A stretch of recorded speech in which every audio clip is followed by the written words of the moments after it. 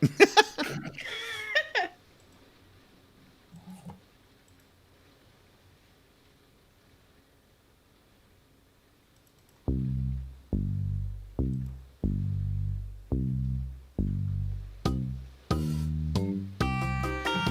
are listening to the Paracasual Destiny podcast, live from Sonoma.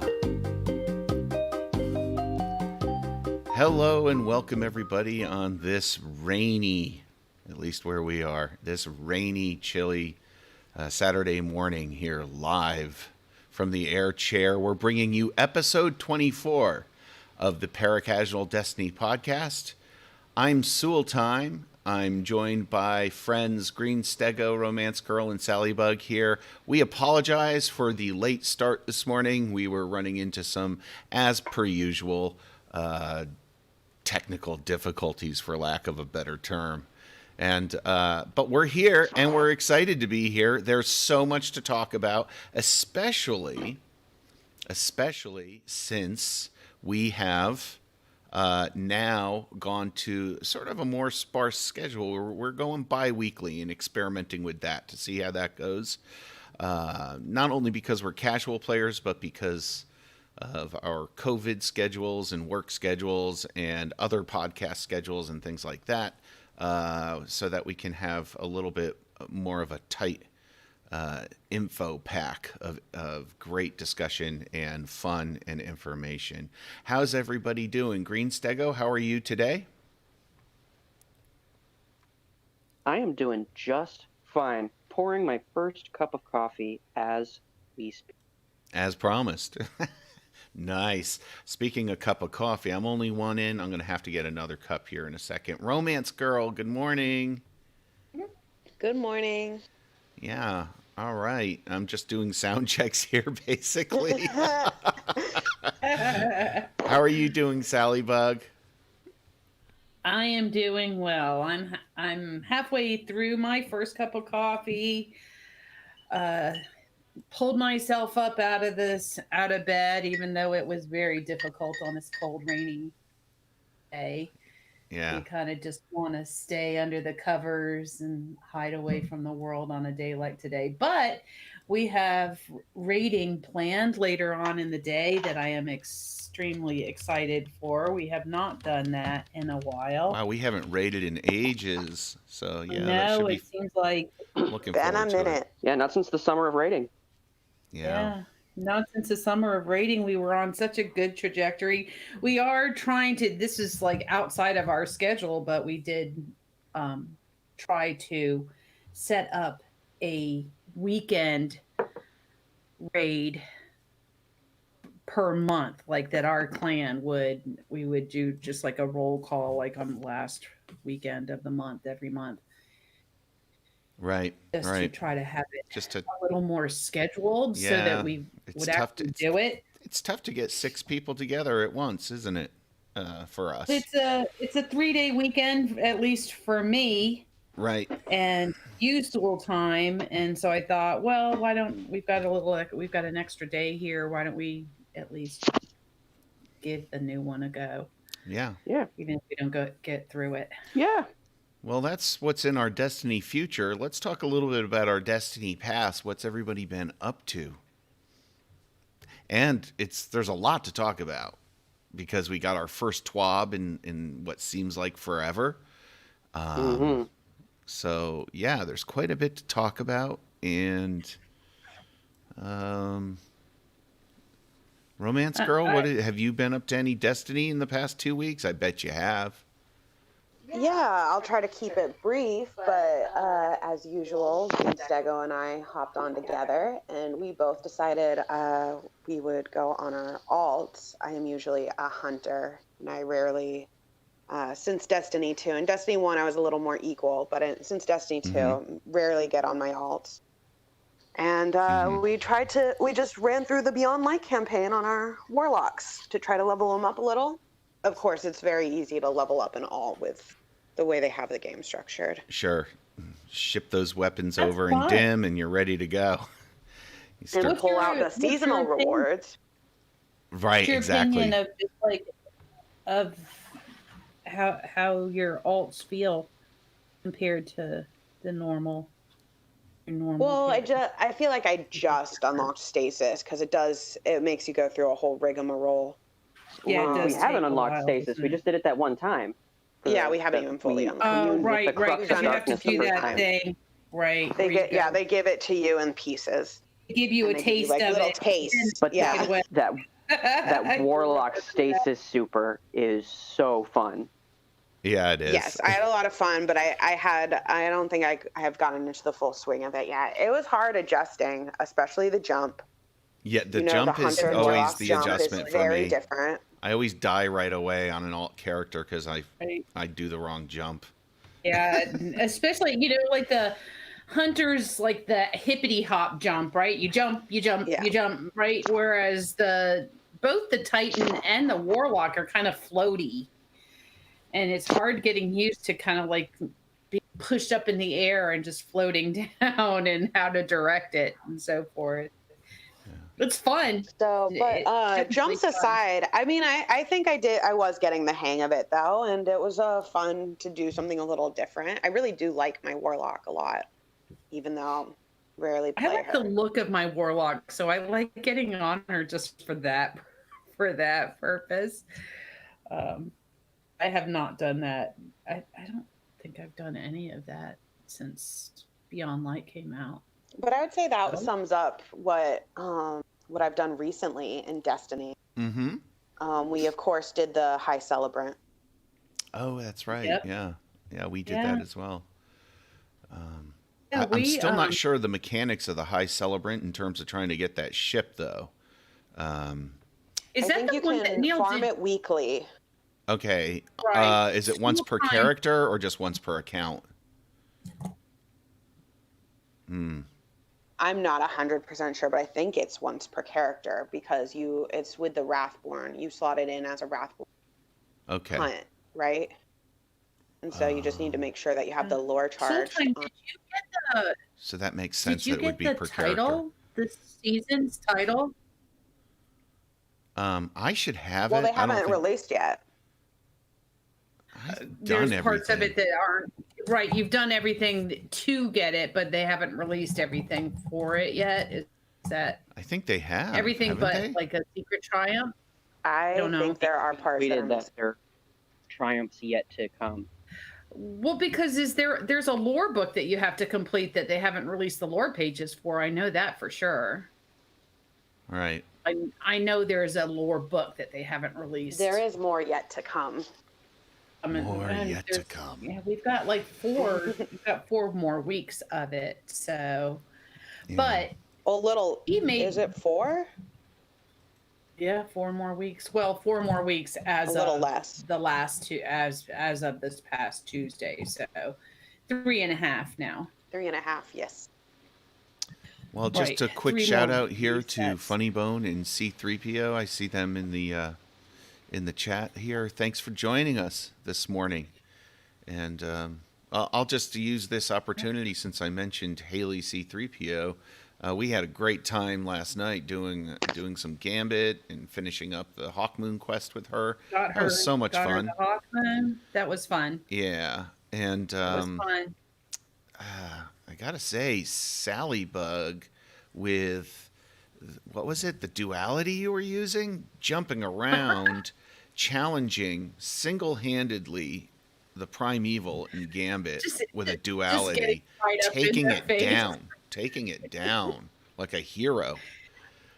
And I was thinking about that, and I'm like really surprised that you don't hear about people using duality a little more. That thing is really powerful. Like it's I have to try that. I was impressed because I was watching at a distance and I almost dropped my controller because I couldn't believe what I was seeing. And it's, Were you showing off one a that little I'm bit, using, Salliebug? the one that it's using. She was it's not showing that off in for general. C3PO. Well, not really. It's just that I kept never getting heavy because I'm never aware of when the heavy spawns, and by the time it's there, it's gone. Right, So I didn't have any heavy. My heavy weapon was it's a grenade launcher, and but I had an auto rifle and the shotgun. So it's like, well, we have to do damage to the primeval, and both of those are up close weapons. So I'm just going to go up in his face and get some stuff and try to. I swear it was only like a quarter of the way down, maybe a third, and you just wasted it with that duality. That was funny. I'm like I said, I'm really surprised that more people don't use it. It's actually quite a good gun, and it's kind of fun. And it's got like this perk that you like if you hit I forget because I read it but it has something I was going to to ask do what the exotic perk is. Yeah. If you I forget. Get We're great. I forget exactly what it is. We're terrific. It's definitely it's similar to Last Word in that you definitely get a perk for just hip firing it. It's got like a hip fire. The duality, and the reason why it's called duality is so if you hip fire it, you get like this pellet spread that's like super powerful, and if you aim down sights, you just do like it's like one slug. Okay. Here's the perk. Greenstego has the fact checking on this. It's called On Black Wings. Pellet final blows grant a stacking precision damage and reload speed buff. Precision hits with slugs extend the duration. Right. You must have been procking that left and right, though, man. You go in there, especially if like somebody else had done some kind of like if you throw a tether down there where everything is going to be a precision. Man, my brain just stopped. If everything's going to be a precision, more coffee. If everything's going to be a precision shot, then it perpetuates, right? And then you just and the reload's really fast too. Yeah. I'm a hunter, so I can just like do a quick dodge and keep on hitting anyway, especially if you have like a full magazine. So anyway, it was fun. I'm not much of a shotgun user. I had a shotgun bounty from Banshee, which is why I had the shotgun on in the that's first what those place. bounties are there for, to get you to pull out. They're for. Yeah, pull out different get things. Out those old records, so to speak, right? So it was fun. Get out those old weapons. Yeah, we won. We played 3 games. We should start another side podcast. Get out those old weapons about classic Destiny weapons, or just have that be a segment. A segment. Oh, get out those old weapons. I love it. We should all just give it a try. Pull out something that we haven't used in a really long time and say the show of Hunter. Oh. I gotta say, it's funny, Romancegirl, that you mentioned you guys getting on alts, getting on your warlocks, because that's kind of what I did. We went remote. Somebody in the class was exposed or tested positive or whatever, so we have to do the classrooms go into quarantine for 10 days. So the majority of this week I was home teaching, and in between a couple of my classes I was able to get on, and I just felt the urge to give my 2 alternate characters, which are a Titan and a Hunter, some love. And I found myself just going to the quests, and they had never completed Shadowkeep. So I started, especially on my Titan, had not completed the Shadowkeep campaign. So I finished up the Shadowkeep campaign on my Titan, and I started doing some of the quests, like for the lectern, the whatever they're called, like the essence and the rage and all that. Yeah. To learn that I couldn't get the items I needed to drop. And I looked it up, and of course it's a known bug.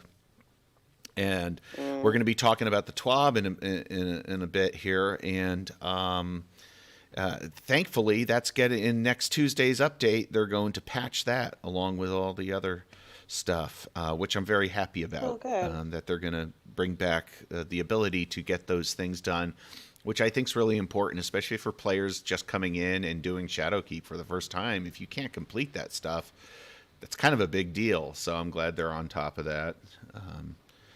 It's tough and we were talking about this the other day of giving the studio a little bit of wiggle room here to not be at their 100% best due to this distance sort of situation we're in with the virus and it getting worse, pretty much. And Salliebug, you pointed out too that Bungie has been quarantined for a year now because it hit Seattle first.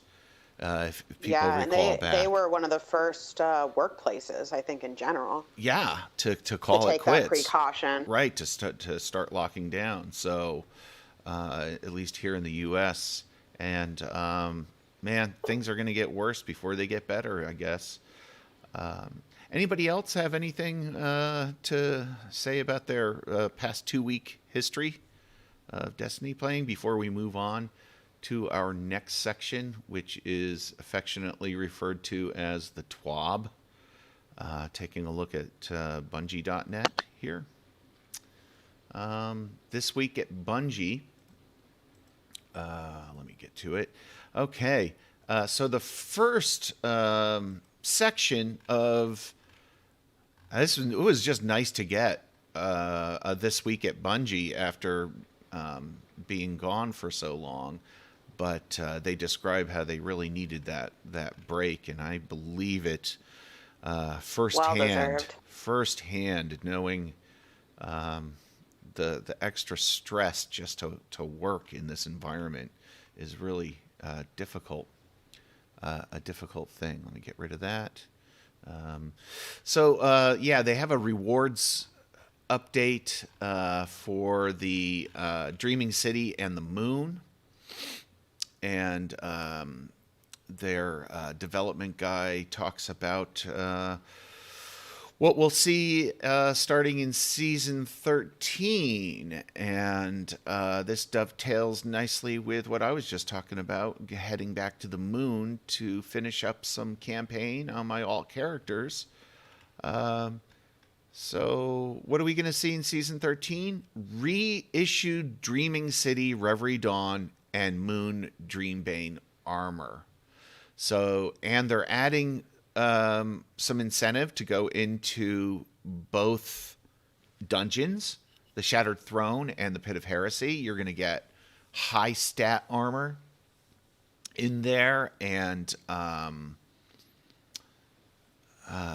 they talk about the Dreambane armor piece that drops will have 7 armor energy, guaranteed to drop with at least a plus 16 in 2 different stats. And of course, they mentioned that the Dreambane class items will not drop. In other words, you get a better pool, a smaller pool, which means higher chance of getting that boosted Dreambane armor, since the class items don't have stats. So that makes sense. What do you guys think? Good, overall, bad? of the reissuing? Yeah, is this enough to get you to go back in and enjoy some of the content back in the Dreaming City and the Moon? Well, I don't know about that. Maybe. Concurrent with the armor is they're reissuing 4 weapons for the Dreaming City and 4 weapons for the Moon. And the difference there, besides, of course, resetting the cap, is that they will have unique perks, new perks on those, new perk pools on those. I imagine they're just going to use some of those new perks that came out with Beyond Light and slap them on these Dreaming City and Moon weapons.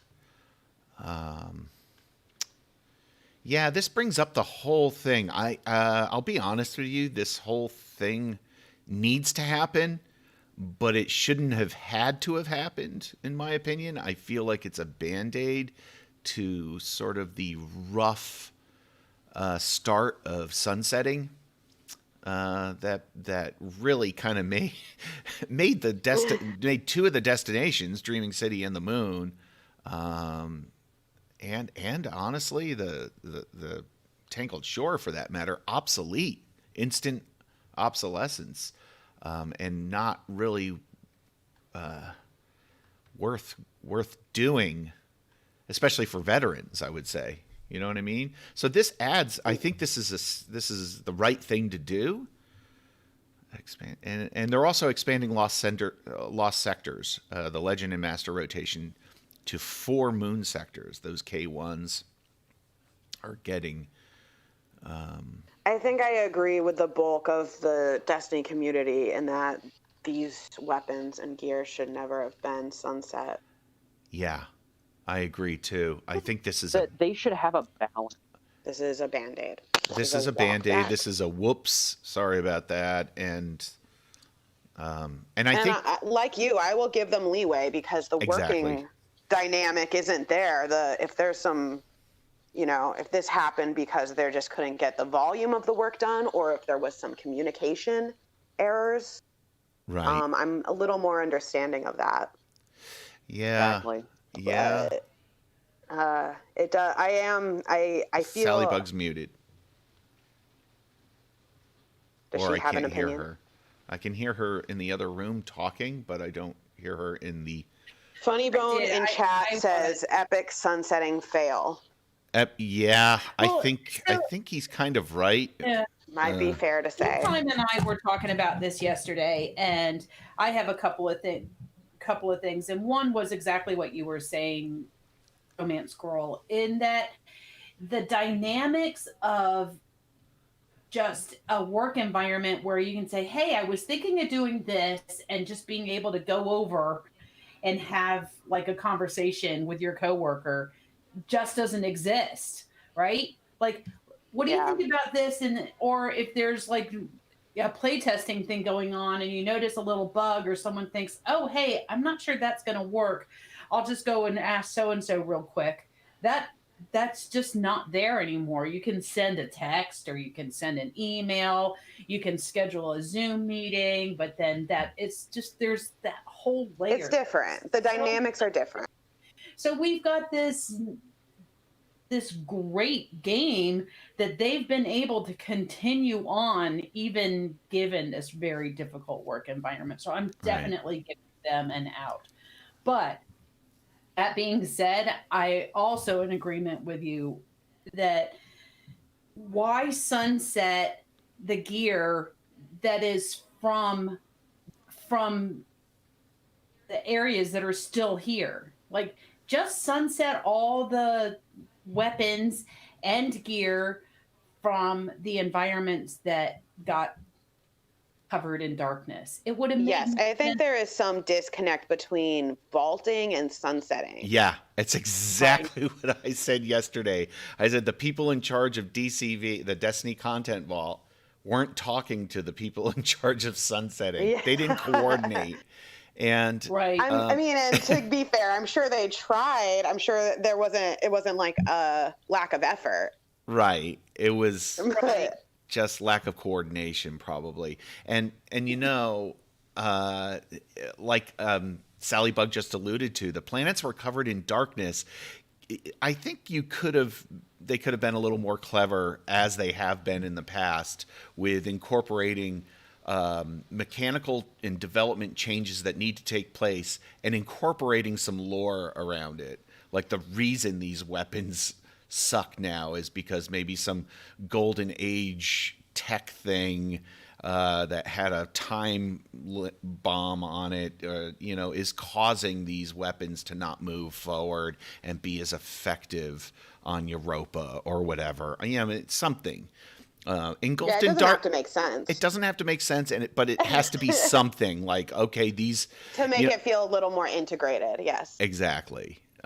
Because it Yeah. does take you out of the fantasy. Had an opportunity, right? They had an opportunity there to do that, right? There was plenty of it. Just sunset all the weapons and gear, but they had already started to bring back weapons and pull them forward from those environments that they knew were going to get shrouded in darkness. So there's a disconnect between those two, and they could have been they missed the opportunity to just seamlessly integrate the two, and now they're seeing kind of the error of their ways, and they're trying Yeah, to and make it back. sunsetting, But it's you know, the thing is that they're only bringing back 4 of the weapons, so it's you're still going to go through the lectern. If you go through all of those lecterns, you're still going to get the gear, not the gear, but the well, and that's the thing. If you do the lectern and you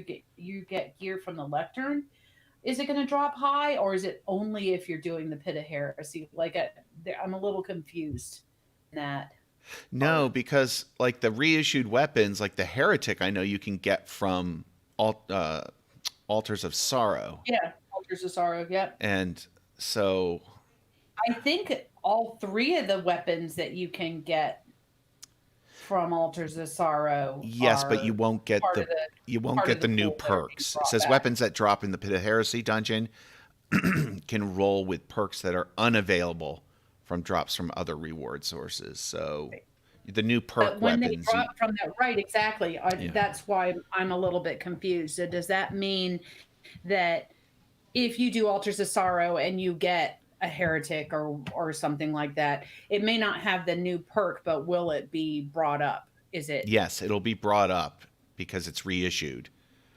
Okay. But you won't get the new perks from Altars of Sorrow. Right. You have to go into the Pit of Heresy for that. Well, I personally am a little thankful. Like they should have never sunset them in the first place, because you want, if the moon is still a viable place to go, the things that you do on the moon should be viable Yeah, too. Yeah, and I think exactly.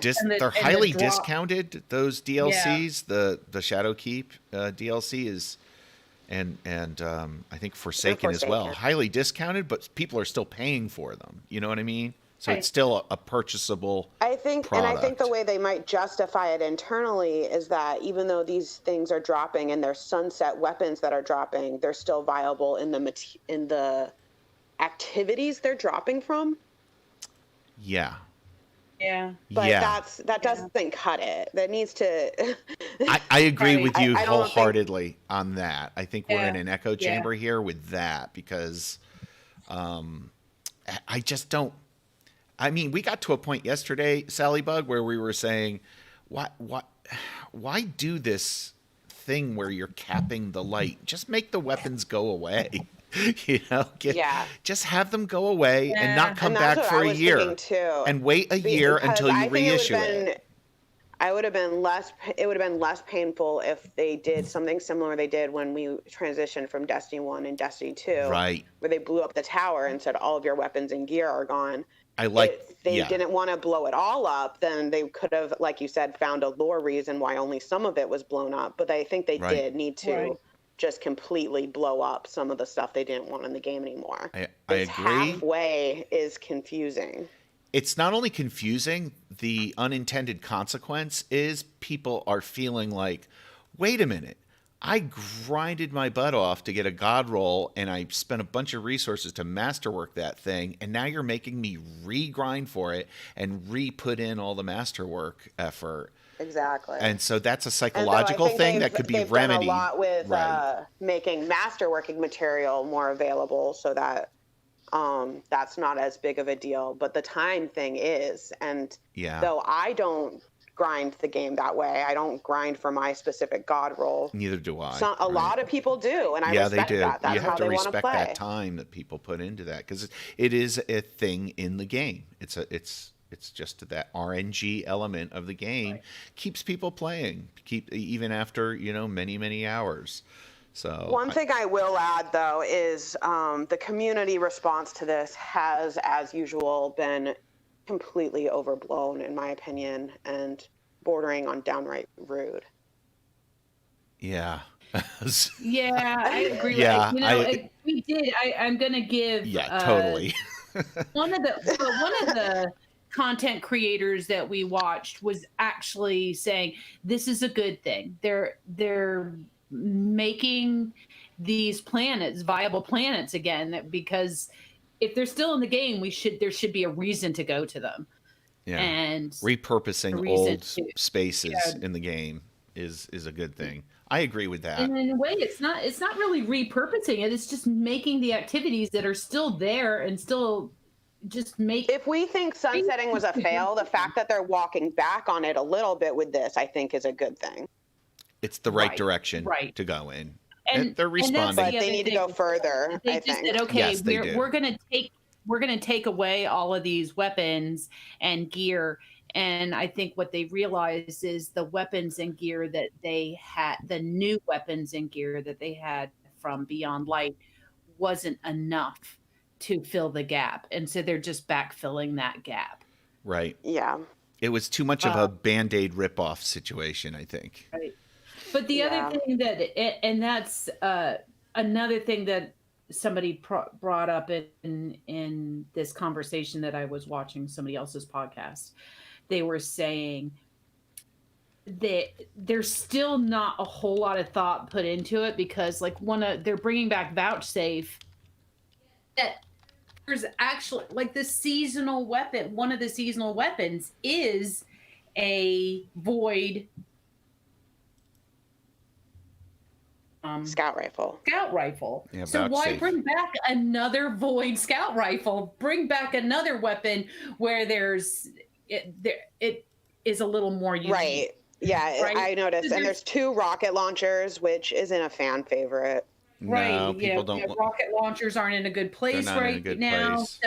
So it's like they decided to bring back weapons, but I think the choices of what they decided to bring back again still feels like a bit of a disconnect. Yes, it's good that they're bringing things back into the loot pool, but why would you farm for a Godroll Vouchsafe over the Godroll Scout rifle that's newer? They have some work to do figuring out this whole system. They're still figuring my personal 2 cents on this is I think if they had figured out a way to integrate collections into weapons, getting your weapons back from collections. Yeah. Because unfortunately, when they launched collections, at the same time they launched collections, they launched random rolls. And they said, you can't use your collections for most of the things. Right. Right. So I wish that they had figured out that problem too, as well. And I agree with the overall feedback that maybe they should have just done individual bans on weapons, like ban Mountaintop, ban Recluse. Right. Yeah. Instead of sunsetting. Really are the 2 weapons that just keep getting brought up. It's like, yeah, they had to do sunsetting because of Mountaintop and Recluse, but it's like, no one's saying, like, yeah, Bygones was a big problem too, or the weapons from the legendaries from Black Armory. It's like, Right. they were powerful, but really it's those 2 weapons, and that really seems like they threw out the baby and the bathwater. And they're in a position now where they already told the community they can delete those sunsetted weapons, so they can't completely go back on it again. You know, they're not gonna. It's tough. I'm glad I'm not them.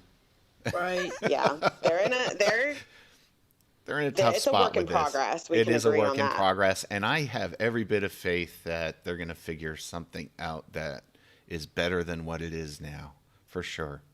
There's smart people over there at the Bungie studio. Well, I was and still continue to be in favor of sunsetting. The amount of weapons and gear they had for me as a casual player was extremely overwhelming. Yeah. And so no vault space.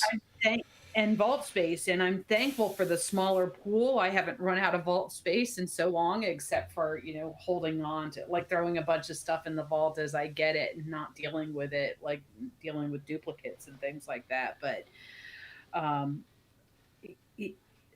I agreed in theory with the sunsetting, but I do wish there was a little more cohesiveness to the idea. And okay, if we're going to sunset these weapons, can we pull back other weapons? Can we bring back other weapons that are similar to it, as you bring it back in?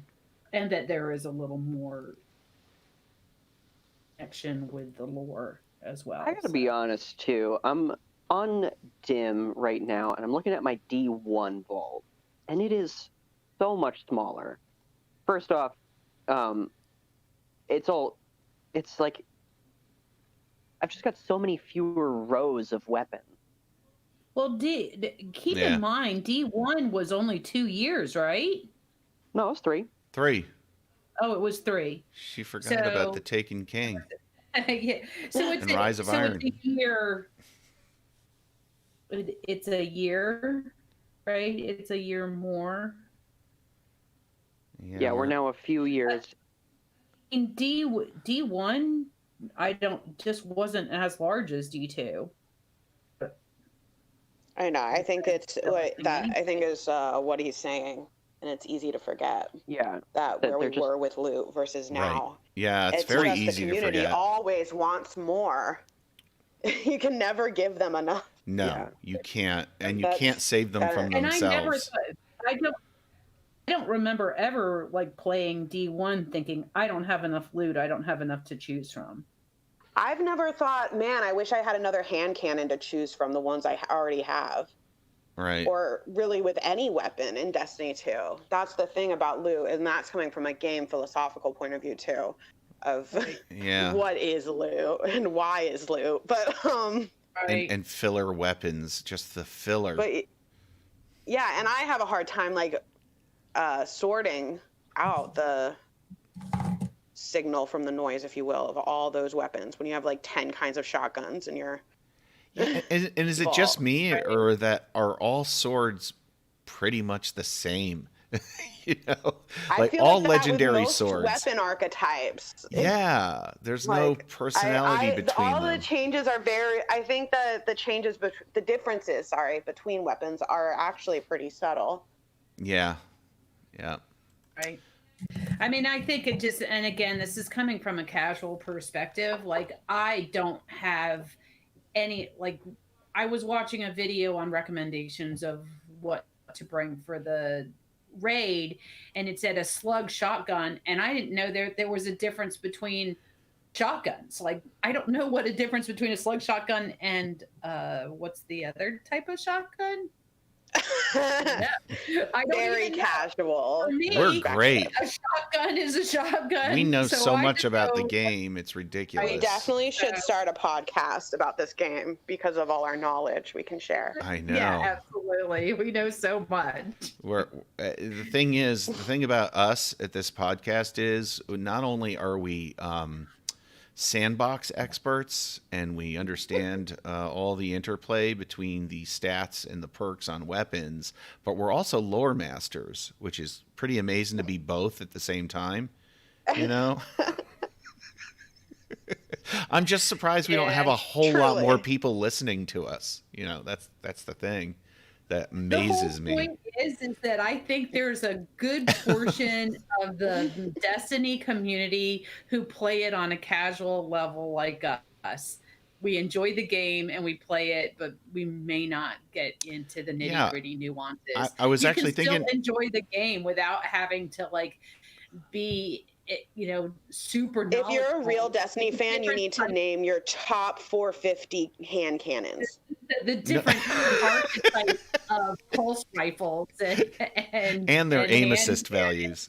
You know, you've got you know, I forget who it was mentioned that maybe our tagline should be more along the lines of the vocal majority.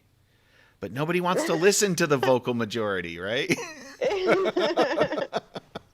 So, anyway. Oh, I'm feeling like we need to get through this TWAB in order for me to get to a second cup of coffee this morning. So can we move on Zoom through this TWAB? I'm liking that idea. Actually, I'm going to let you guys talk about the next thing you're going to talk about. The turn in those tokens section? Oh, but you were excited about the tokens. Yeah, let's talk about turning in those tokens. It looks like you're going to want to cash in any of your tokens with, are we going to say Lord Shax? Is that right? Do I have that right? We're saying Lord Shax, people. Okay, so those Crucible tokens you have in your vault or in your inventory cash them in.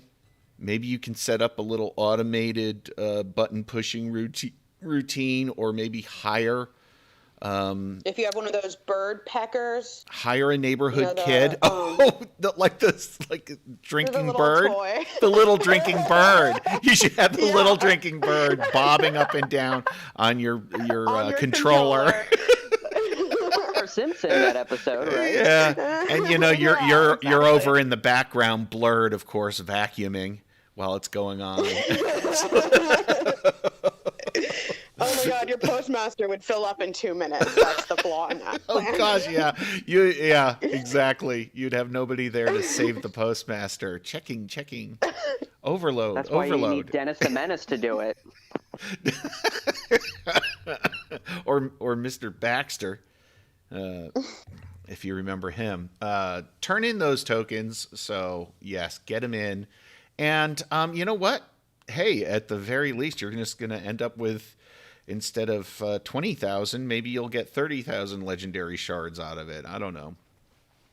But they drop enhancement cores now too. Yes, I am what we would call Destiny rich, except in the area of Glimmer, because I've been buying those 3,000 Glimmer extra bounties to try to level up more. But that's another topic of discussion. This they talk about in this section.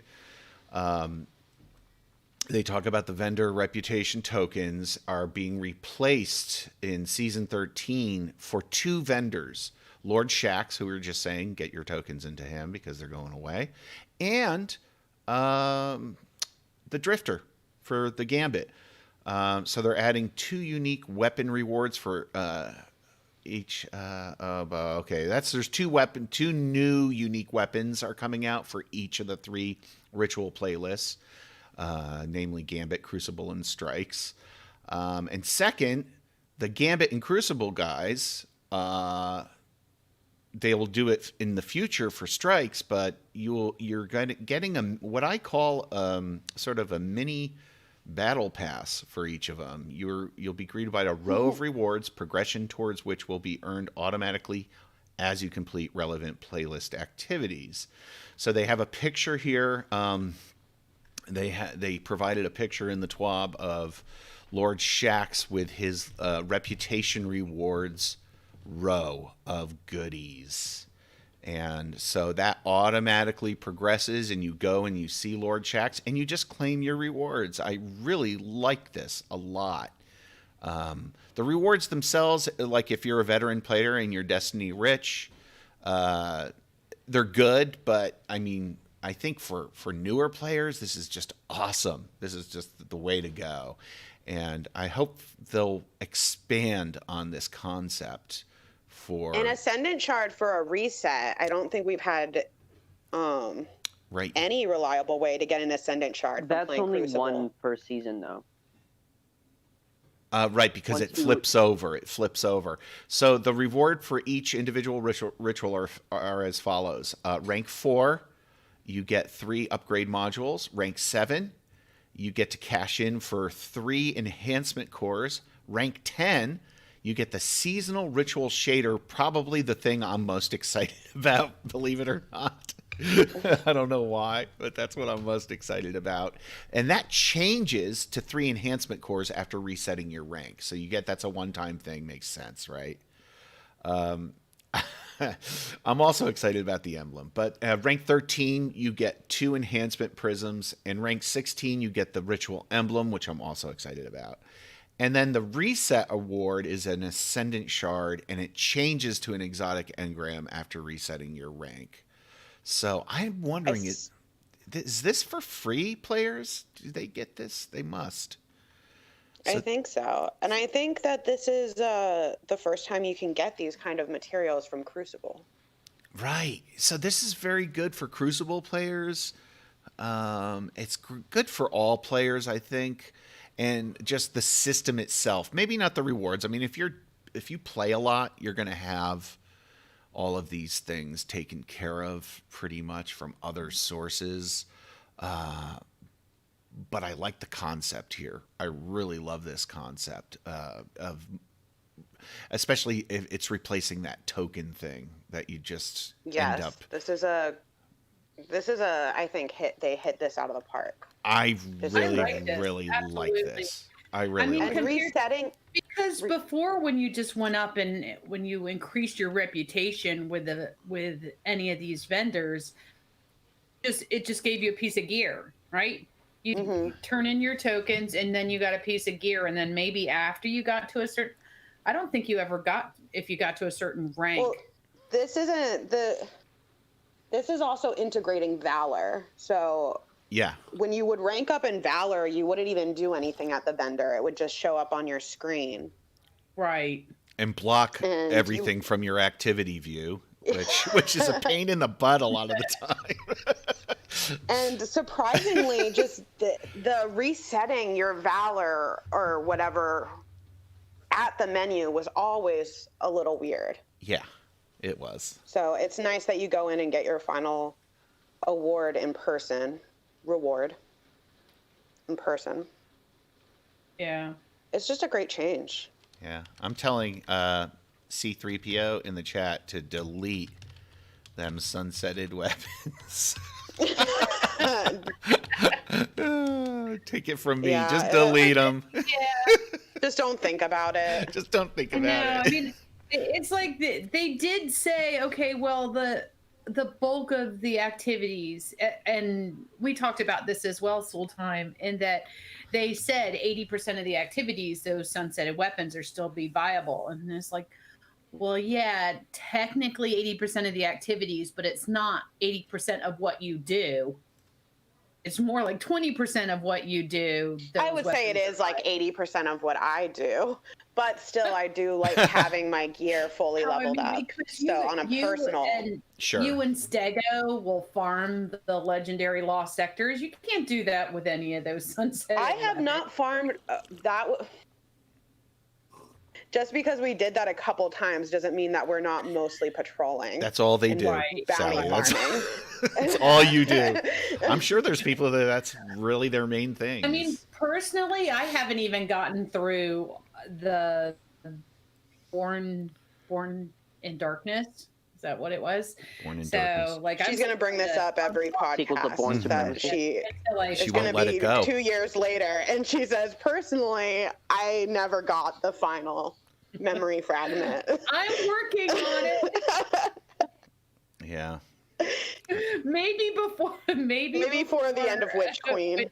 Yeah, maybe before the end.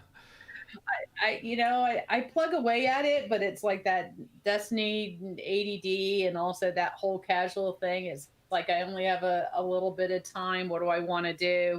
Do I want to farm for trying to get this part, or do I want to just get on and raid with my friends, or do we still haven't done Hawk Moon.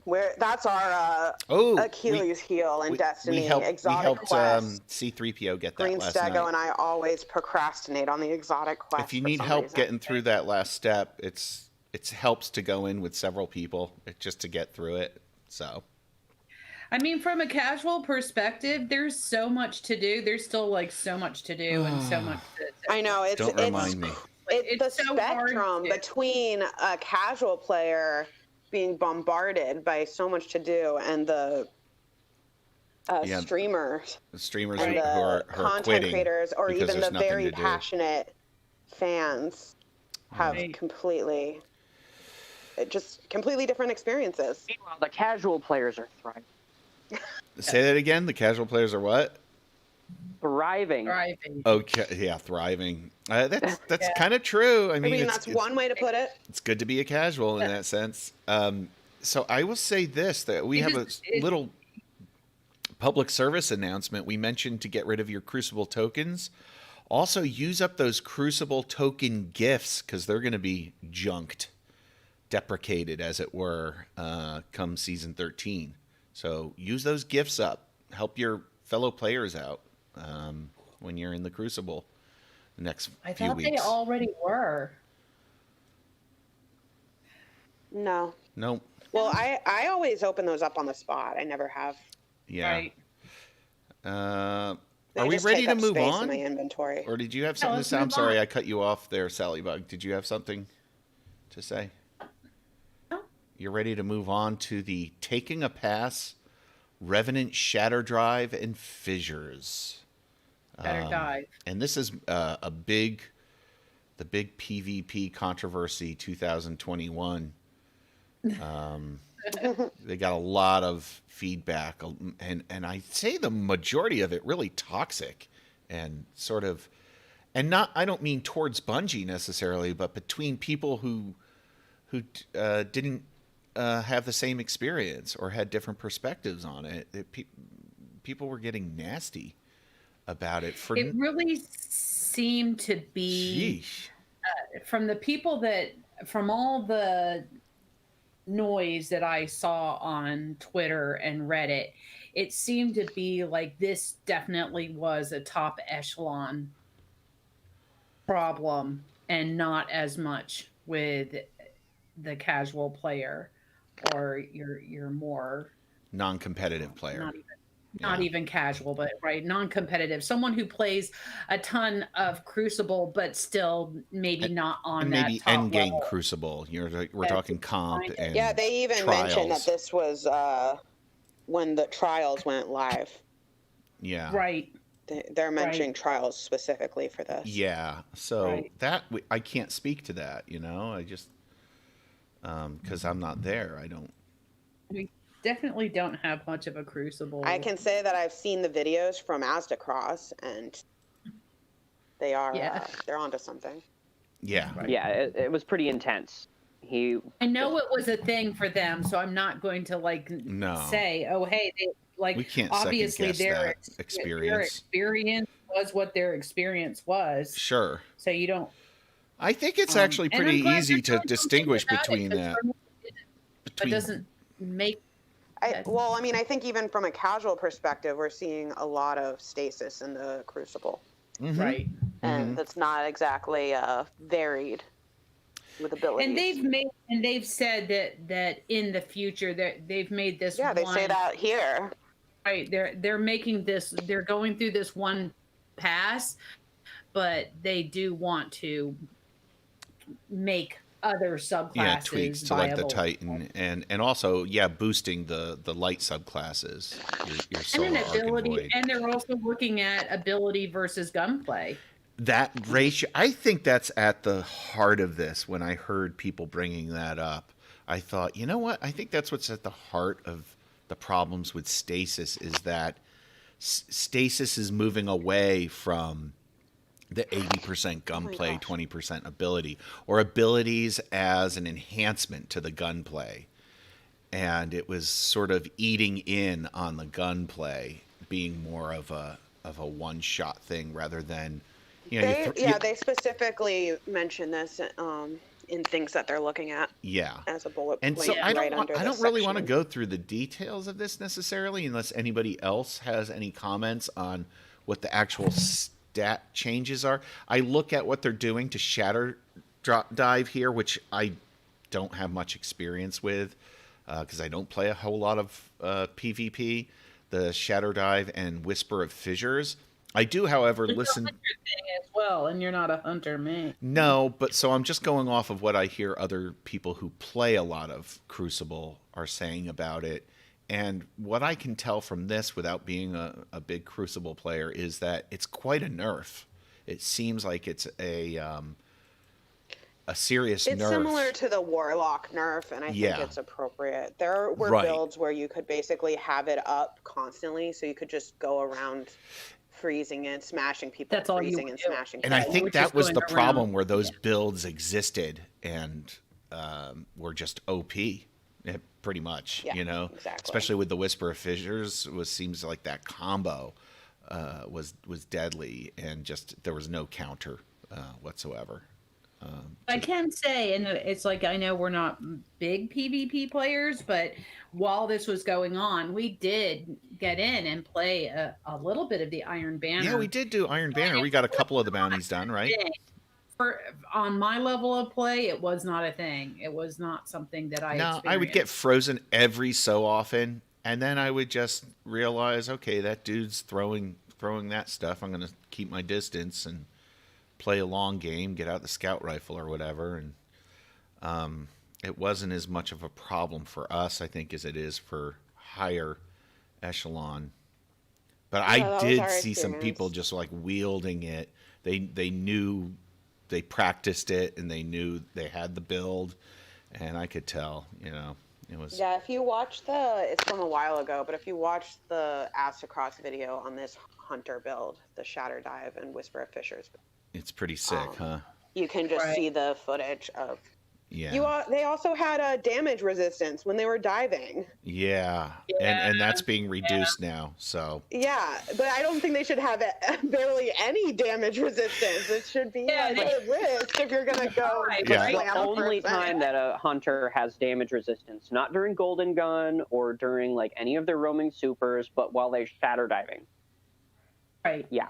Yeah, Yeah. like just keep in mind that this isn't even a super build. This is just like they're jumping, right? They're grenade and You then jump jumping. and slam. Yeah. yeah. And the When they slam slam, the it doesn't crystals, even. they It get their has like grenade a energy back, built-in so. cooldown, but it doesn't have any. It doesn't have a cooldown really. Right, right. Mm-hmm. So you're just relying on your grenade cooldown, and it's pretty easy to get up. And so they mentioned they're also got their eye on the Behemoth Super as well for the Titan. Right. So That's next on enjoy the that chopping before it block. gets nerfed. Midterm goal: improve PvP subclasses, where they talk about bringing up the other underperforming light subclasses. Another midterm goal: review our ability to gunplay balance. When I read about this, or I heard people talking about it, I thought, you know what, that's definitely something they need to. That's a factor, a huge factor in this game, and it's its history and its evolution. I think it's important. It's a very important development issue with what they do to balance between those space magic moments they talk about and just good old fashioned gunplay back that they have their roots back in the Halo days. They brought it forward and I always hear people say, Destiny is not the most competitive game. It may not be the whatever, but it's certainly the most fun gunplay out there. Yeah, gunplay is always There's something magic. mentioned as the number Funny one. Bone refers to it as the Bungie magic, and I agree with him. And it's been I would love a reverse mayhem mode where you don't have any abilities, maybe a single grenade that has slow, Right, like a slow down, like a super slow down, slow right? down grenade. And What a great it's just idea. mostly. Love it. I mean, I'm sure I'm not the first one, but I think that would be a great, just little mix, just to try out a little Destiny without so much of Right. the supers and things coming at your face. Just Yeah. bullets. Right. I think back to when I enjoyed the Crucible more. And that was like in D1. And I remember there being like the first 3 or 4 minutes, except for an occasional grenade, was all gunplay, right? You're just shooting across the map. And then you'd have like that after that 3 or 4 minutes go by that people would start doing their supers, and then you'd have like that whole super phase where everybody would throw off their supers, and then you would go right back to like the gunplay thing. So it's fonder memories there, which is surprisingly, I do like using my super, but being that I'm not that great a Crucible player, I didn't get my super as quickly as other people, so I kind of relied on having to use my gun. So It'd just be a nice change of pace, just to mix it up. Yeah. Right. Yeah. I just feel like, you know what I hear coming through the voices of the the talking heads in our community, the content creators and the the streamers. They a lot of them are saying that the sandbox is like in a really good place, despite the stasis. I agree that thing. Stego was saying that too. Yeah, and I have to agree too. It's just fun. it's just fun going around and getting just the time you put into this game, it rewards you. And I'm talking from not from You a don't loot hear perspective, but from a skill about as many- perspective. Right. You're not hearing as much about, because the abilities and stasis is so much a thing right now. You're just not hearing anybody complaining about any kind of gun or feeling like any kind of gun is. Well, nobody talks about the rising to positives top. very often, except for us, I guess. True. We're the silent majority. Right? The silent majority versus the vocal minority. All right, let's finish up this TWAB with the last section. And I normally wouldn't include something like this, but we are big Russophiles here at the podcast. We love Russian culture, the Russian language, and they have taken on, in the worldwide community section, a new community manager, introducing our new Russian community manager, Ivan Yanyushkin, or Ivan Yanyushkin. And he introduces himself, and I'm so glad they included this. And I'm showing on our live broadcast here, I'm showing they included a tweet from Ivan. And I'm going to read the tweet in Russian, even though it's been, 20 years since I was a Russian student. I'm going to do my best to try to read it. It'll be very broken English accent Russian, but he says, "Привет, ребятки, спешу поделиться новости о том, что теперь я работаю комьюнити менеджером по Destiny Game RU, великой студии at Bungie. Вот и повод похвастаться своим варлоком." And he has a little smiley face thing at the end there. And I did the translation, a combination of my own and Google Translate. And the treat says, "Hi guys, I'm excited to share the news that I now work as a community manager for Destiny Game RU in the great studio Bungie." I love that. The great studio Bungie. And then he ends it with, "That's a reason to show off your warlock." Wink, wink. So he's a warlock. So he's already, if he wasn't dear to my heart already, just by default of being Russian, he is now, because he's also a warlock, obviously. So welcome to the fold. I wish my Russian was better. I would. Me too. So that I think your Russian is good. I was talking about my own Russian. Well, no, I mean just comprehension, because I'm always intrigued, because I did study some Russian, so I'll watch the Russian streamers every now and again.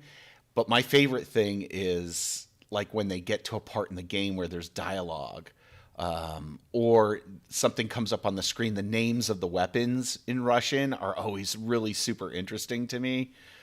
Same with the other languages too. Like I'll watch a German streamer or a French streamer just to get the translations are always like intriguing to me, how they interpret certain things. And then the chat is always fun to watch too. Like I remember watching. There's a good amount of Russian streamers too. Yeah, there are, and French as well. There's quite a few French streamers. An international hit. Yeah, Don't they have a French community manager already, right? Yeah, I know that. Yeah, they do, and I've been meaning to direct message that guy Salliebug, so that maybe ask him if there's any. I want to reach out to the French community manager, because I wanted to ask him if he knows of any current podcasts, French Destiny podcasts. I would love to listen to that in the car, just to keep our French up as well. Yeah.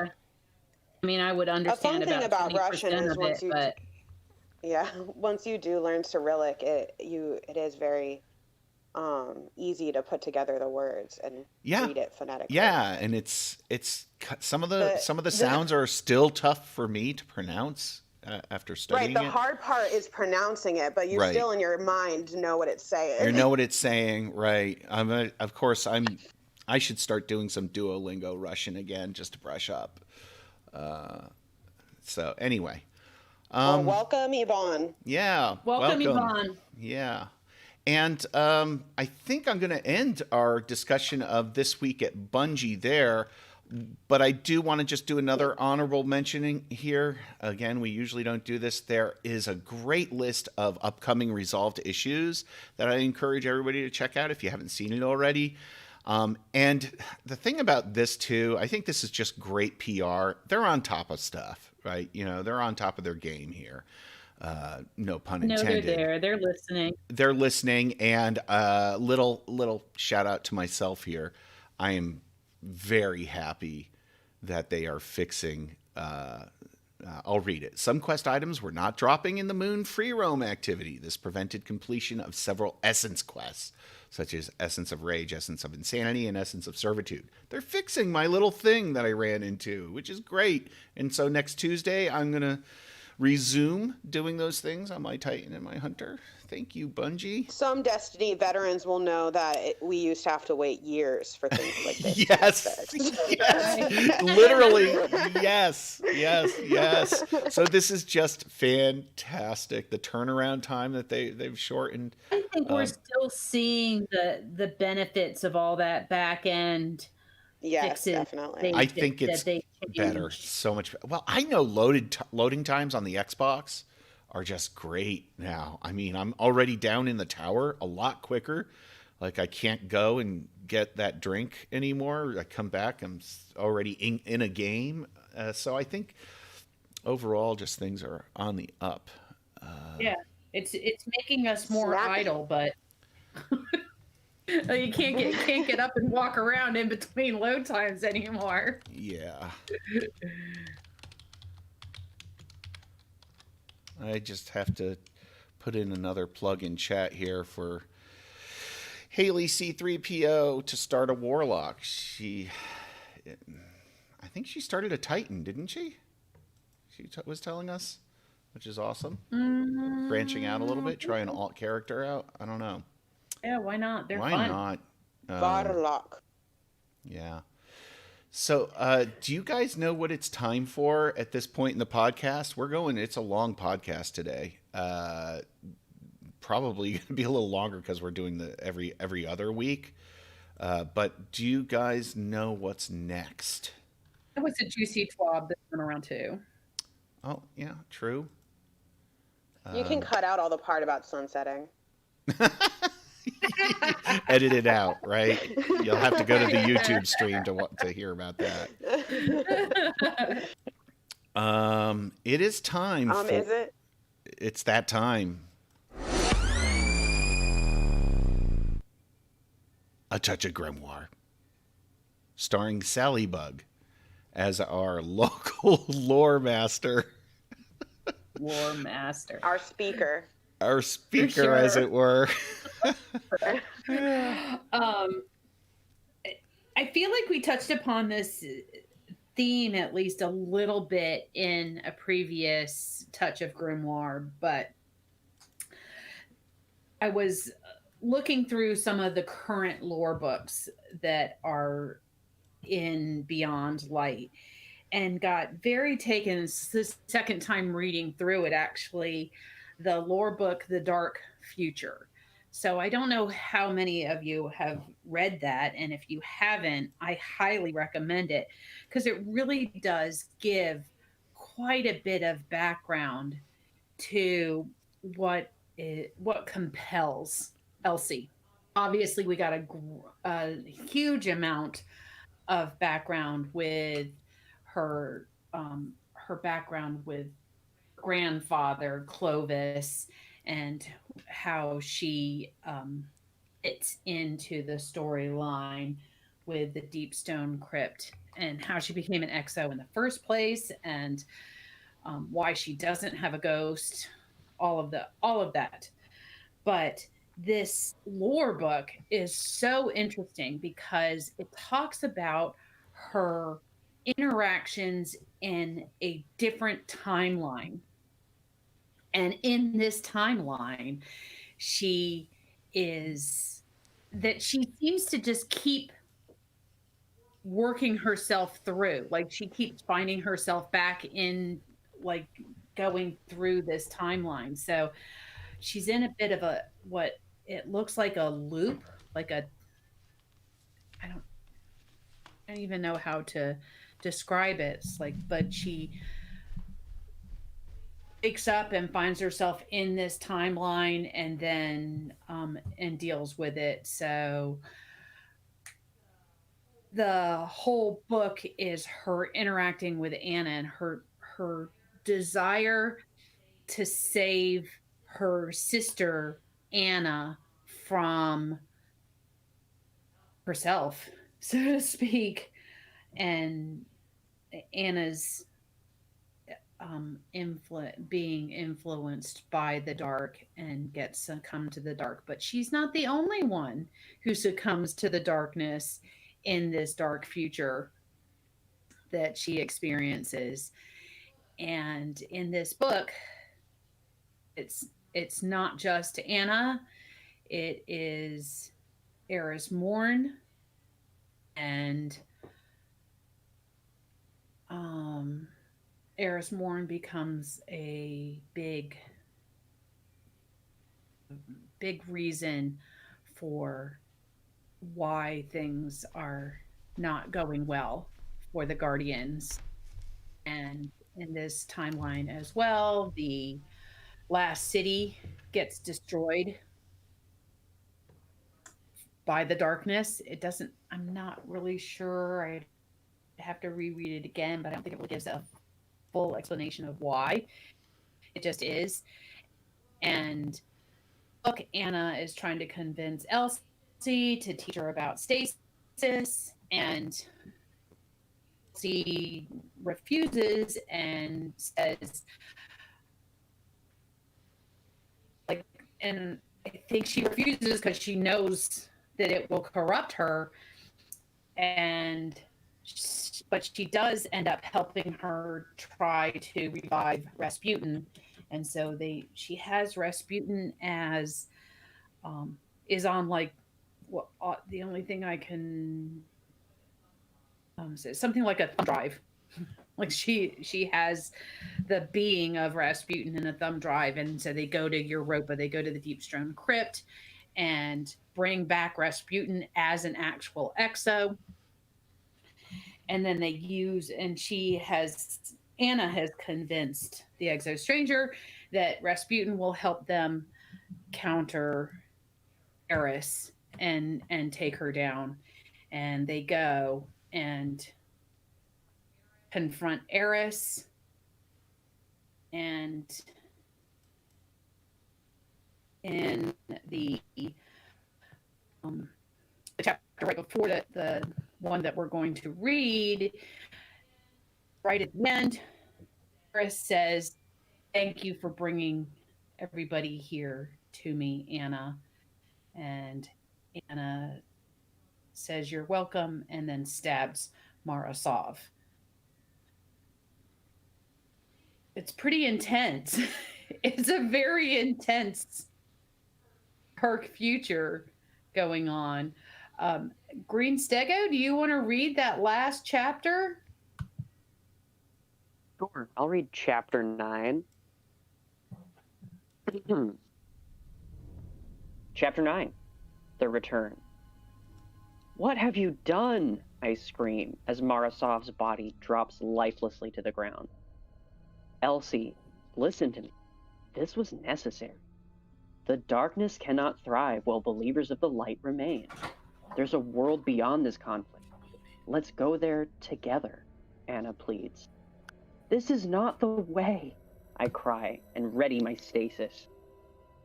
"Elsie, please don't do this. You can still join us. Don't you want to be a family again? Not like this. Not through death and betrayal. Zavala was right about her. I remember the promise I made. I forgive you for all the years you kept me in the dark. I know you were trying to protect me. Forget the past. We can start over. Let me protect you now," she says. with such sincerity that I know she's too far gone to reason. The look on Anna's face tells me she knows where I've landed. She's genuinely hurt, gritting her teeth to stop herself from crying. I try to raise my hand to blast, but she's already on the... Anna attacks and stabs me in my side, disconnecting core components. My left arm goes limp. I look up to see Eris summoning a portal. The Vex come flooding through. Our army of Cabal and Fallen are being eviscerated. Vex Hydras swarm the Leviathan and open fire. If I could cry, I would. We lost. Again. Suddenly, Eris stands above me with a twisted grin. Do you see what the path the self-righteous yields? You call it protection, but all Anna felt was abandonment. You left a void. Darkness filled it. You have bigger problems, I say, looking to the sky. A piercing noise emanates from the traveler. Its brilliance begins to swell. Worried and confused, Eris commands all her forces on killing it with dark energy. It didn't have to be this way, Anna cries as she drives the knife into me once more. You could have been with me! I finally shatter my own binding, blasting her with stasis. She flies back, locked in the air. I see her struggling. Anna, she's corrupted you. No, she gave me purpose. Damn it all. I know what I have to do. I kiss her forehead as I turn her blade and thrust it into her. Her eyes go wide, and some semblance of my sister returns before she fades. Elsie. She trails off into the void. My own sister. Eris will pay for this. The darkness energy Eris manipulates canvases the landscape and makes its way to the sky. I see the traveler getting brighter as the darkness encapsulates it. I race towards Eris, but I'm too late. In an enchanting explosion, the traveler's light enshrouds all in totality. Then darkness. I'm awake. I see a tower. The tower. I'm in the last city. It's thriving. Bustling with life. Children laughing. There's a small parade. I fight through the crowd to find Cade 6 at the center of it. I think I finally got him this time, he shouts as a beardless Zavala greets him. Tannix has been dead before, Zavala says. From behind him emerges Ikora Ray, like a vision. Let the new Hunter Vanguard bask. He's earned it. I'm so sick of this scene, of hearing these words ever since the day I killed my sister. That was the first time. Now I've lost count. No matter what I do, it always ends the same. Blood and betrayal. Then I'm back where I started. Right here. I'm being taunted, punished, forced to relive this loop. There has to be a way out. I will find it. I have to save my sister.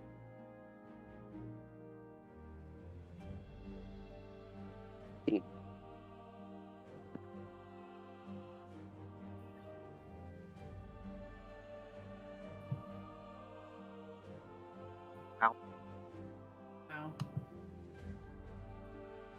You guys hear me? Yeah. All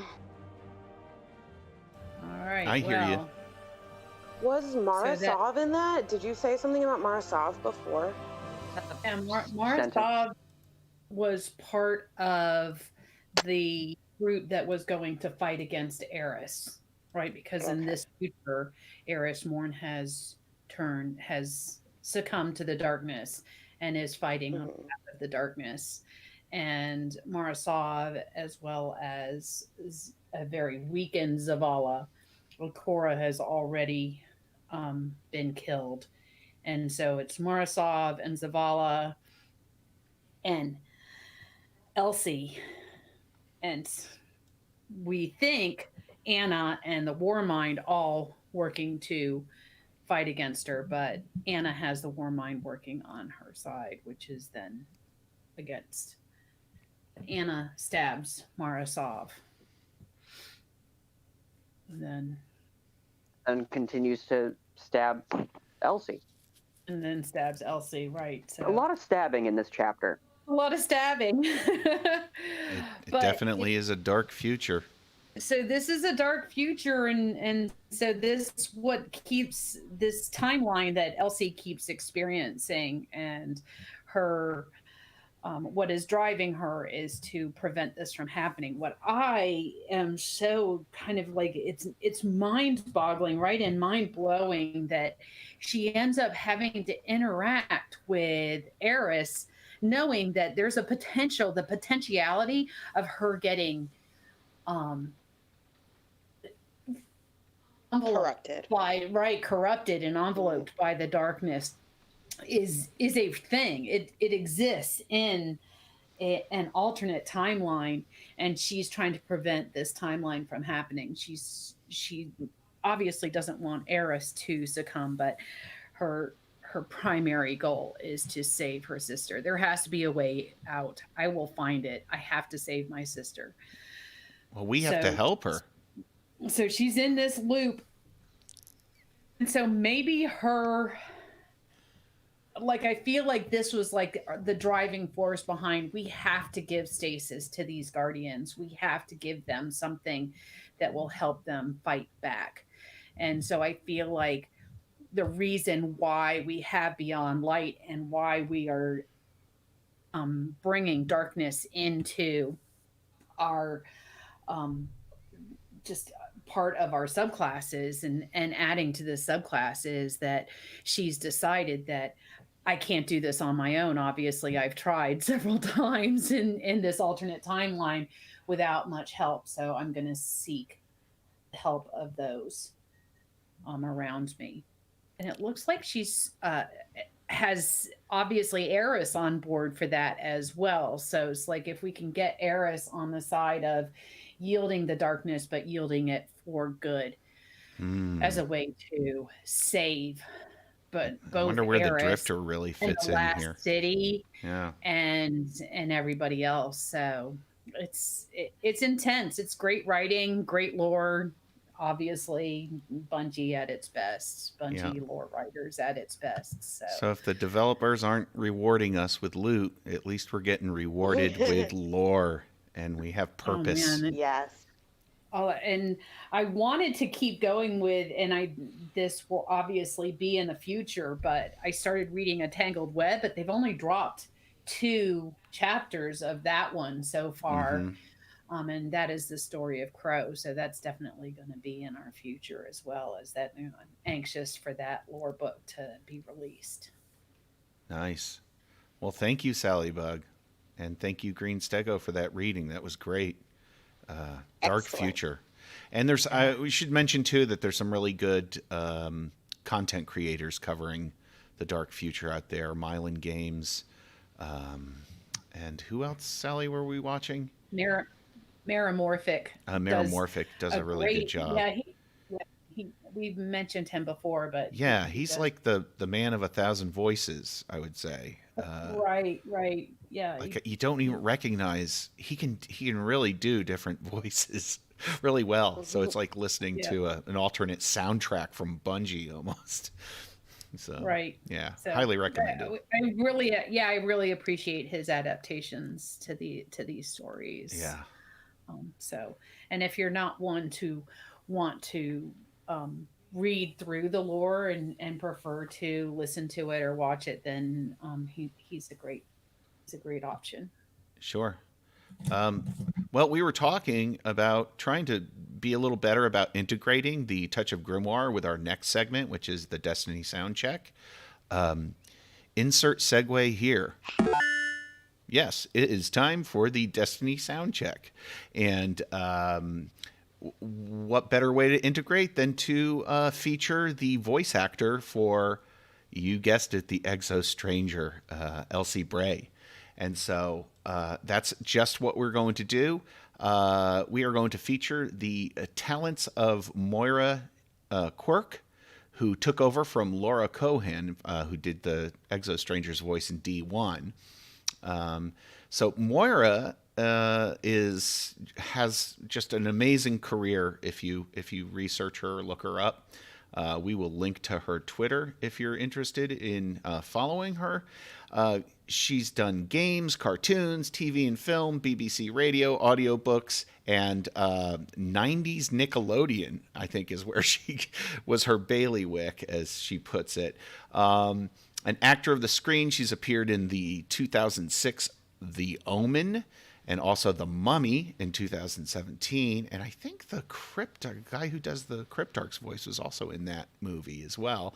And Eye in the Sky, 2015. She's appeared in many video games as voices. In particular, you might have heard of a few of them. The Elder Scrolls V, Skyrim, Star Wars, The Old Republic, XCOM, Enemy Unknown. I think it is Knights of the Old Republic, actually. The Bard's Tale, and she also provided the voices of the Emissary of the Nine, of course, the Exostranger, and some female extras in Destiny 2. You can, I think she's at Moira Quirk, so you can see her Twitter. What I found was her non-acting voice we're going to listen to here, where she's talking about an audiobook narration she's done for Harrow the Ninth, rather. And that is a sequel to Gideon the Ninth. And so let's listen to what she sounds like when she's not providing a voiceover or a voice acting role. Here she is. Hi there, audiophile friends. I'm Moira Quirk. I'm the narrator of Harrow the Ninth by Tamsin Muir, and I'm going to talk a little about Harrow the Ninth. Harrow the Ninth is the sequel to Gideon the Ninth, and Gideon the Ninth was described as lesbian necromancers in space, which it was, but I kind of approached it more as a country house murder mixed with Charlie and the Chocolate Factory, because it was odd like that. 2 delegates from each of these 9 houses descend upon the first house, where murder and mystery ensues and abounds. And in Harrow the Ninth, it has the same kind of tone, but it's more like an MC Escher designed funhouse, which I hope makes sense. I would say that you probably need to read or listen to Gideon the Ninth first, because everything you know about that, everything you understood about that world, will be entirely challenged in Harrow the Ninth. You might find your mind melting a little bit. Okay, I'm going to stop there. I love some of the phrases she used, and I'm assuming they're her own. That seems unscripted to me in that bit of describing her audiobook, Harrow the Ninth. So I would encourage everybody to support her with that. And I will say I've heard that series highly recommended. Okay, so it's a highly recommended thing. We'll have to link to it. I was surprised to hear it brought up here, because I've actually heard great things about that series. Awesome. But lesbian space necromancy, I mean, that's just gonna. How can you not want to? Yeah, want to hear more about that and the Escher based funhouse. It's like yes. And those are similar things I've heard about it too, how she's trying to describe it. Like that it's very hard to describe. It sounds fascinating. You might have to reread it to get all of it. And what better voice to listen to it on audio than hers. So let's hear her in the role of Elsie Bray, the Exostranger. This is from, of course, Beyond Light, Destiny 2. Instead, from his fountain of youth, I and every other Exo was born. This is a truth we cannot hide from. The darkness within us. And so we must embrace it. The Guardians that entered the Deep Stone Crypt brought new life to the long-dormant machines of Europa. They carry with them knowledge long thought lost. Now is our chance to seize it. Just beautiful. wonderful work from Moira Quirk as the Exo Stranger there. Bungie does not skimp on voice acting, on art, on game design.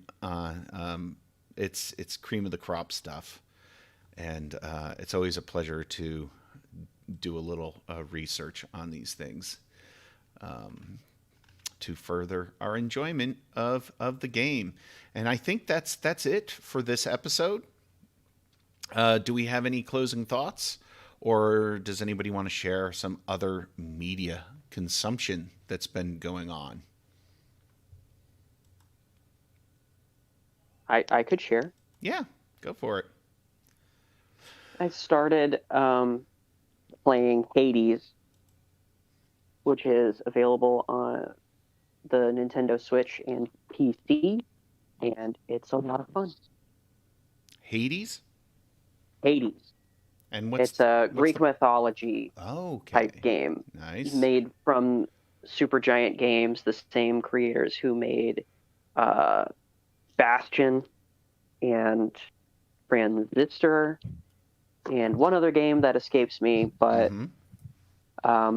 if you liked, say, Bastion or something, then Hades the will same art click with you as well. It very similar. It's got like hand-drawn visuals and a beautiful score, very snappy, quick gameplay. The writing is great. The characters are great. The renditions of the Olympian gods are unique and great. And funny. It's very funny. Cool. Very good recommendation. Fortunately, I don't have a Switch or a gaming PC, but if I do, I will definitely add that to my collection. Salliebug? Well, gosh, I mean, so much from the last time we talked, but a couple of the things that I have been consuming is based on Romancegirl's suggestion. I did start watching Rilakkuma. Is that how you pronounce it? Rilakkuma and Kairu, and binge watched that whole thing. It was awesome. Yes, you did. It was so much. It is pretty amazing. It was so much heart. I'm so excited for the next. I love the soundtrack to that too. That was great. Yeah, just like the story through the seasons of it's clever and engaging, and the winter one was so much fun and definitely puts you in the mood for the holidays at that time. So I rewatched a little bit of Steven Universe from the last season just to catch myself up on that storyline so that I can watch the movie. I have not watched the movie yet. And Sooltime, you and I we binge watched Young Wallander. Yes. That's just one season, but I was a little skeptical about that. Honestly. We were skeptical. You and I had watched the original. The original series with Kenneth. We watched some of the original Swedish series, but we watched the one with Kurt Branagh. Kenneth. Right? Kenneth Branagh. Yeah, sorry, I'm thinking of Kurt Wallander. Kenneth Branagh. Just combined the two. And it was done so well. And the Young Wallander really did kind of explore how he evolved into very the clever, character that cleverly he is. done. And, they did a great job on it. Excellent casting. The actors, the casting and the writing, especially, good writing, was really, really well done. And awesome cinematography. I gotta say, every shot was just perfect. It was beautiful, telling the story with the camera just as much as the dialogue. So highly recommended, Young Wallander. It's on Netflix. That was a Netflix show, right? And it's only one. It's only one season right now, so there's only one season. Easy to binge watch. Easy to binge and not too much of a time commitment. Right. Okay. Well, I've been really enjoying Killing Eve, which I just started. I believe it's a BBC show based on the Villanelle novels. About an MI6 agent chasing down an assassin. Oh, neat. Where's that available? Is that? I'm watching it on Hulu. Okay. And we also just last night watched the first 2 episodes of WandaVision, which is the latest from Disney Plus Marvel. And it is one of the I think I really enjoyed it. I highly recommend it. I think it's instantly a must watch. The first 2 episodes, of course, were homages to sitcoms of the 50s and 60s, respectively. Oh, neat. And it's just strange and funny, and I say give it a shot if you're feeling like it. Cool. Awesome. Yeah. It's hard to explain. It's very hard to explain. Yeah. But it's very good. Yeah. Not what you would expect from a Marvel television show at all. It is so weird, and I'm so happy when weird things get made. Yeah. Yeah, you definitely like the weird things. It restores the faith. All right. Awesome. We'll have to check it out. Yeah, some good recommendations there. And I think that's it for this episode. We'd like to thank Haley C3PO and Funny Bone for joining in chat today. We really appreciate it. And if you like this, tune in. You can tune in every other Saturday of the month. So I think this is the second Saturday? So we're doing the second and fourth Saturday of the month. Or however it out. lands. So, yeah. 2 weeks from however it today, we'll be lands. back here again in the air chairs, talking through Discord and streaming through YouTube. But you can follow us on Twitter. That covers 3/5 of all the major social media outlets, at least. And definitely reach out to us and say hi. And for sure, hit a like or whatever you do with these things. Who knows? I'd like to just say goodbye, and until next week, everybody. Bye-bye. Bye. Bye.